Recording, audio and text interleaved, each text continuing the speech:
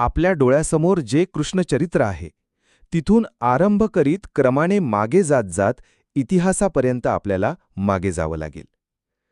कारण श्रीकृष्ण नावाचा जो माणूस इतिहासात केव्हा तरी एकदा घडला, तो नेमका केव्हा घडला हे जरी सांगता आले नाही, तरी श्रीकृष्ण घडला ही घटना गौतम बुद्धाच्या जीवनाच्या काही शतके पूर्वीची आहे.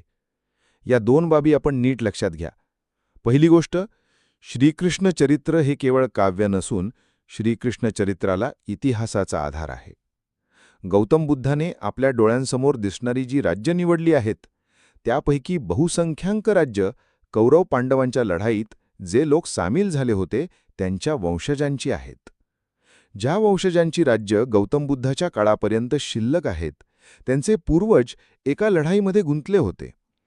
ही गोष्ट नाकबूल करायला काही कारण नाही. म्हणून कौरव पांडवांचे लढाई ही एक इतिहासातील घटना आपण गृहीत धरली आणि ती गृहीत धरणं भाग आहे.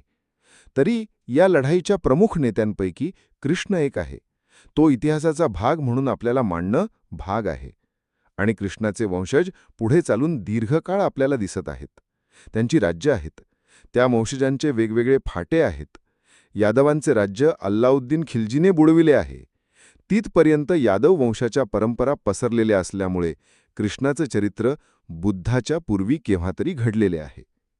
इतिहासात जो कृष्ण नावाचा माणूस घडून गेला आहे, त्याचा काळ इसवी पूर्व 1000 पेक्षा जुना आहे. किती मागे हा वादाचा प्रश्न आहे.